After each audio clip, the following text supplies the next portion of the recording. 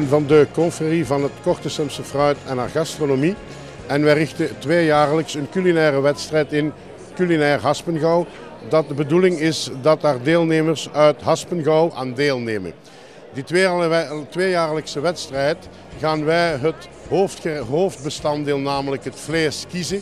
Dit jaar is dat dus vlees van het varken of varkensvlees in al zijn facetten, waarmee men een terrine moest maken met bingbier en ook met Haspengouws fruit.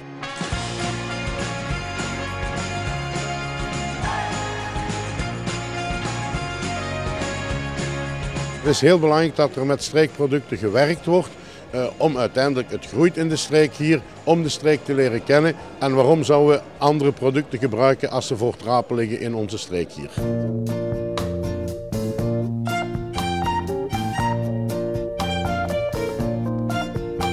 Wij letten op de hoofdgevoelens bij het eten, het is te zeggen het uitzicht, de smaak en de geur.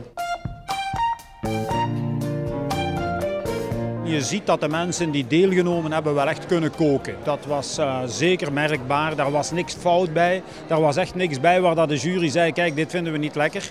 Maar natuurlijk, naar smaak en zo was het allemaal heel dicht bij elkaar. Ik denk dat het verschil gemaakt is door de presentatie. Is voor de heer Lorenz Lijksteen graag een applaus, alsjeblieft.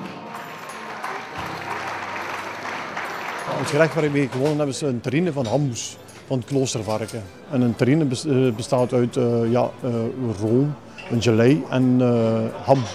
Dus dat moest gemixt en gemengd worden. Dus afgekruid, geproefd. Dat is feitelijk het hoofdgerecht in de terrine. Dus echt schoon af. De winnaar wordt dus tot ereridder geslagen bij de conferie.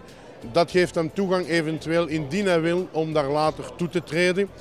De conferie gaat ook promotie maken voor het gerecht met het restaurant natuurlijk. En gaat uiteraard binnen enkele weken met de partners een maaltijd eten daar waarvan het bestanddeel uiteraard het winnend gerecht is. Het is voor mij een zeer grote eer. Waarom? Ik vind het is gewoon geweldig.